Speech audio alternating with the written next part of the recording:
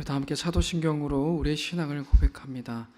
전능하사 천지를 만드신 하나님 아버지를 내가 믿사오며 그 외아들 우리 주 예수 그리스도를 믿사오니 이는 성령으로 잉태하사 동정녀 마리아에게 나시고 본디오 빌라도에게 고난을 받으사 십자가에 못 박혀 죽으시고 장사한 지 사흘 만에 죽은 자 가운데서 다시 살아나시며 하늘에 오르사 전능하신 하나님 우편에 앉아 계시다가 저리로서 산자와 죽은 자를 심판하러 오시리라.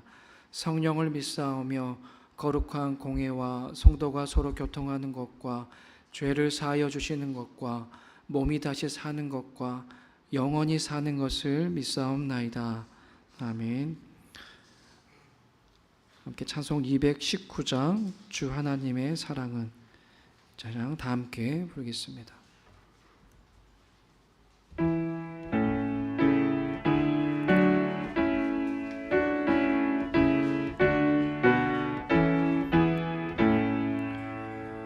주 하나님의 사랑은 한없이 넓으사 온 세상 모든 백성을 그 자녀 삼았네.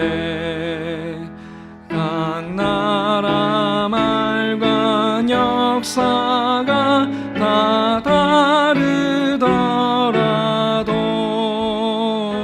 온 세상 사람 믿으니 한 형제 자매라. 그 은혜로서 고르게 복 내려주시고 다 같은 주의 계시를 늘 보여주시네. 하나버지신 하나님 다 같이 모시고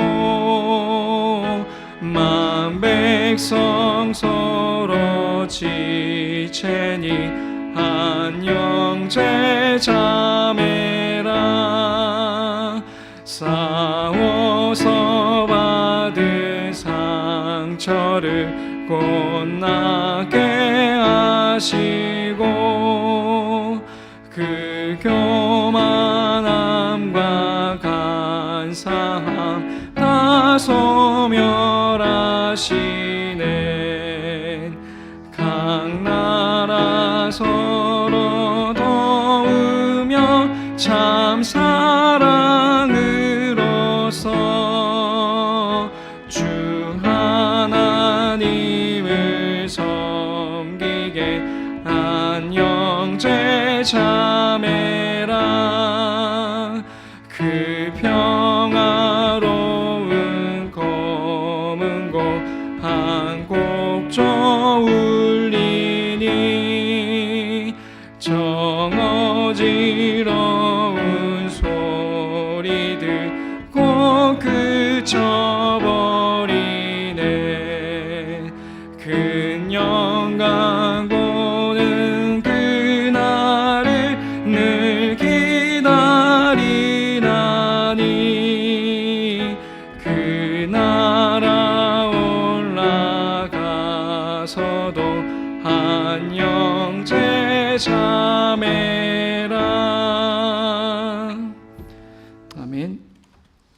오늘 우리 주 하나님의 말씀은 사무엘기하 4장 5절에서 12절까지 말씀입니다.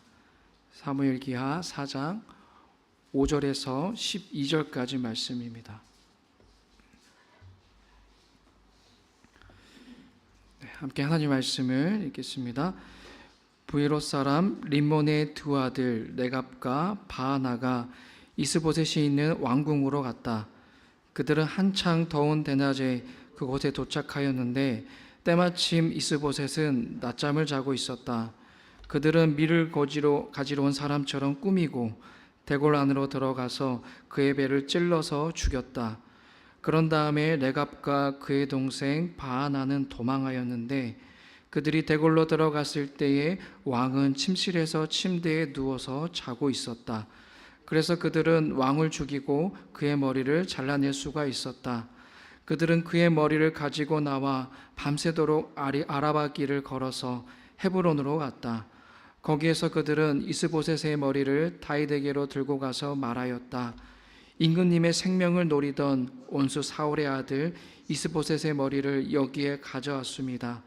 주님께서 높으신 임금님을 도우시려고 오늘에야 사울과 그의 자손에게 벌을 내려서 온수를 갚아주셨습니다. 그러나 다윗은 브렛 사람 림몬의 아들 레갑과 그의 동생 바하나에게 이와 같이 대답하였다. 온갖 죽을 고비에서 나의 생명을 건져주신 확실히 살아계신 주님을 두고 맹세한다. 전에 사울이 죽었다는 소식을 나에게 전하여 주고 자기는 좋은 소식을 전한 것으로 여긴 자가 있었다. 나는 그를 붙잡아서 시글락에서 죽였다. 이것이 내게 그에게 준 보상이었다. 하물며 흉악한 자들이 자기 집 침상에서 잠자는 어진 사람을 죽였으니 내가 어찌 너희의 살인죄를 벌하지 않을 수가 있겠느냐. 그러므로 나는 이제 너희를 이 땅에서 없애버리겠다. 다윗이 젊은이들에게 명령하니 젊은이들이 그 두 사람을 죽이고 그들의 손과 발을 모조리 잘라낸 다음에 그들의 죽음을 헤브론의 연못가에 달아 메었다. 그러나 이스보셋의 머리는 가져다가 헤브론에 있는 아브넬의 무덤에 묻었다.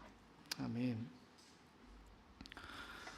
우리가 잘 알고 있듯이 하나님께서는 사울왕이 하나님께 불순종하였을 때에 사울왕과 그 후손들을 버리실 것을 선언하셨고 다윗을 새로운 왕으로 세우실 것을 약속하셨습니다. 그런데 그 약속이 당장은 실현되지 않았죠. 마치 그 약속이 지연되는 것처럼 보였습니다. 시기와 질투에 눈이 먼 이 사울왕으로 인하여서 다윗은 고난의 시간들을 견뎌내야만 했습니다. 마치 하나님의 뜻이 성취되지 않는 것처럼 보이는 그런 고난의 시간이었습니다. 다윗은 그 고난의 시간 가운데 날마다 이렇게 하나님께 외치면서 도우심을 구하였습니다. 우리가 시편 말씀에서 다윗의 그 마음을 엿볼 수가 있는데요. 시편 13편 2절 말씀을 보면 이렇습니다. 언제까지 나의 영혼이 아픔을 견뎌야 합니까? 언제까지 고통을 받으며 괴로워하여야 합니까? 언제까지 내 앞에서 의기양양한 원수의 꼴을 보고만 있어야 합니까? 이러한 다윗의 간절한 기도에 하나님께서는 응답하셨음을, 그 약속의 때가 오셨음을 오늘 우리가 함께 읽은 말씀에서 우리는 확인할 수가 있습니다. 오늘 우리가 읽은 말씀에 보면은 끔찍한 살인 사건이 또 기록되어 있어요. 왕궁에서 낮잠을 자고 있던 이스보셋을 림몬의 두 아들 레갑과 바하나가 끔찍하게 암살한 장면이 기록되어 있는데요. 이 두 사람이 왜 이스보셋을 암살했는지를 알려면은 먼저 이 이스보셋이 누구인지를 알아야 될 것 같아요. 이스보셋이 누구입니까, 여러분? 사울왕의 아들이죠. 사울왕의 여러 아들 가운데 한 사람인데 사울왕이 죽고 난 다음에 이 북쪽 이스라엘 지파를 2년간 다스렸던 사람이 바로 이스보셋입니다. 이스보셋이 북쪽 이스라엘 지파들을 다스리긴 했지만 그 지도력은 크지 않았던 것 같아요. 그 증거가 뭐냐면은 이스보셋의 최측근이었던 또 최측근이고 군사령관이었던 아브넬이 이스보셋을 배반하고 다윗과 결탁한 사실을 보면 우리가 알 수 있습니다. 물론 이 아브넬도 배반의 대가로 자신의 목숨을 잃게 되었지만 당시 이스보셋의 지도력이 미비했다는 점과 또 사울 왕조의 시대가 곧 끝나가고 있음을 우리는 짐작할 수가 있습니다. 이런 상황 가운데 아브넬의 직속 부하였던 레갑과 바하나는 끔찍한 암살 계획을 도모하게 된 것입니다. 그들은 분명히 이 정세의 흐름을 알고 있었습니다. 이제 곧 있으면은 사울 왕조의 시대가 막이 내리고 이제 다윗의 왕조가 시작될 거라는 그 정세의 흐름을 이 두 사람은 분명히 읽고 있었어요. 직감하고 있었습니다. 그래서 어떻게 하면은 자신들이 이 권력의 부스럭이라도 얻을 수 있을지를 늘 궁리하고 있었을 것입니다. 그런 궁리를 하고 있던 찰나에 때마침 이 자신들 눈앞에 기회가 찾아온 것입니다. 자신들 눈앞에 지금 이스보셋이 낮잠을 자고 있었던 거예요. 그래서 그들은 어떻게 했습니까? 밀을 가지러 온 사람처럼 꾸미고 몰래 대궐 안으로 들어가서 이스보셋의 배를 찔러서 죽였습니다. 근데 조금 이상합니다. 6절에서 보면은 분명 이스보셋의 배를 찔러서 죽였다라고 나옵니다. 근데 이어서 7절에 보면은 뭐라고 나오나요? 왕을 죽이고 그의 머리를 잘라냈다라고 말하고 있어요. 좀 혼란스럽지 않습니까? 두 가지 사건이 기록된 것처럼 보여요. 근데 좀 이렇게 혼란스럽게 나오는 이유는 여러분들이 이제 히브리 어법의 법칙을 이해하셔야 되는데, 사건의 기호를 먼저 앞에서 이야기하고 뒤에 자세한 설명을 붙이는 게 이 히브리 어법의 법칙입니다. 이 히브리어의 특성인데, 그러니까 6절과 7절 모두 동일한 시점에 일어난 사건인데 6절의 상황을 7절에서 조금 자세하게 묘사한 것입니다. 같은 사건이에요. 그러니까 6절에서 개요를 설명하고 그 사건의 자세한 내용을 그 다음 절인 7절에서 설명하고 있는 것입니다. 정리하면은 이스보셋을 암살하기 위해 레갑과 바하나가 위장해서 궁궐에 들어갔고 이스보셋의 배를 찔러 죽인 다음에 그의 머리를 잘라내고 도망친 것입니다. 자, 어쨌든 이렇게 끔찍한 암살을 벌인 이 두 사람이 어디로 도망갔습니까? 누구를 향해 갔습니까?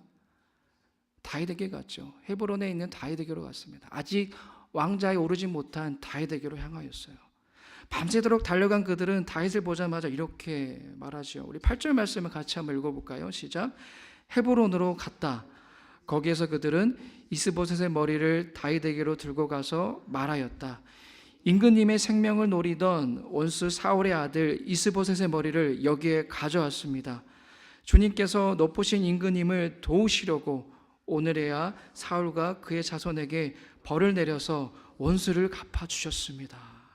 자, 뭐라고 말합니까? 정말 들뜬 마음으로 기쁜 어조로 말하는 것 같아요. 하나님께서 우리를 통해서 일하셨다고, 우리를 통해서 당신의 원수와도 같은 사울과 그의 자손에게 원수를 갚게 하셨다고, 우리가 그 일을 해낸 장본인이라고, 너무 놀랍지 않냐고 정말 기쁜 마음으로 얘기하고 있죠. 사실 이 아브넬이나 이스보셋의 죽음은 불행한 죽음이긴 하지만 다윗에게 있어서는 어떻습니까? 결과적으로 나쁜 일은 아니에요. 손 안 대고 거품격이라고 할 수 있습니다. 이스라엘의 왕이 되는 길에 모든 장애물이 다 제거되었으니까 결과적으로는 다윗에게 분명 좋은 일이에요. 하지만 다윗의 반응 어떠했습니까? 기뻐했습니까? 그들을 칭찬하였나요? 그렇지 않죠. 우리 9절과 11절 말씀도 다시 한번 같이 읽어볼까요? 시작. 그러나 다윗은 보이롯 사람 림몬의 아들 레갑과 그의 동생 바하나에게 이와 같이 대답하였다. 온갖 죽을 고비에서 나의 생명을 건져주신 확실히 살아계신 주님을 두고 맹세한다.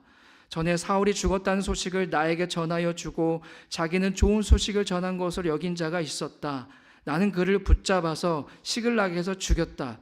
이것이 내게 그에게 준 보상이었다. 하물며 흉악한 자들이 자기 집 침상에서 잠자는 어진 사람을 죽였으니 내가 어찌 너희의 살인죄를 벌하지 않을 수가 있겠느냐.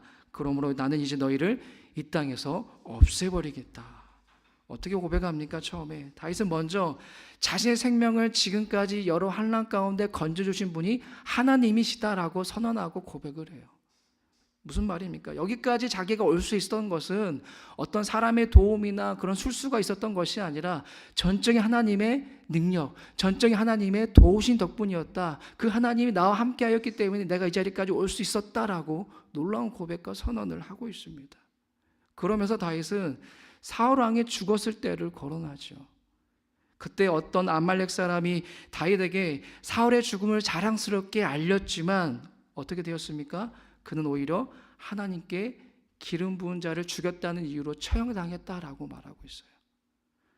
그래도 아말렉 사람은 일부러 그런 것은 아니라고 변명할 수 있겠지만 이 두 사람은 어떻습니까? 그들은 처음부터 암살할 의도가 있었어요. 무방비 상태인 이스보셋을 죽여놓고 그 악행을 통하여서 다윗에게 보상을 받는 것을 기대하고 있었으니 이 사실을 알고 있는 다윗이 좋은 말을 할 리가 없겠죠. 그들을 흉악한 자들이다, 악인이다라고 부르고 살인죄에 대한 마땅한 벌을 주겠다고 선언합니다. 그리고 실제 12절 말씀에 보면은 이 두 사람을 죽이고 그들의 손과 발을 모조리 잘라낸 다음에 시신을 헤브론 연못가에 매달리게 했습니다. 다윗의 위대한 점이 바로 여기에 있습니다. 아무리 자신에게 좋은 기회가 왔을지라도 그것이 하나님의 뜻인지 아닌지를 분별할 수 있는 지혜가 다윗에게는 있었어요. 당장 눈앞에 보이는 기회가 하나님의 섭리인지 아닌지를 분별할 수 있는 믿음의 통찰력이 다윗에게는 있었습니다. 우리가 흔히 하는 말이 있어요. 인간에게는 평생 몇 번의 기회가 온다고요? 3번의 기회가 온다고들 말해요. 그렇죠? 그 기회를 놓치지 않는 자가 성공을 이룬다고 말합니다. 동의하십니까, 여러분?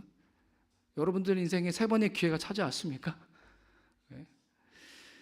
우리가 꼭 3이라는 숫자에 집착할 필요는 없겠지만 누구에게나 우연한 기회는 찾아오는 것 같아요.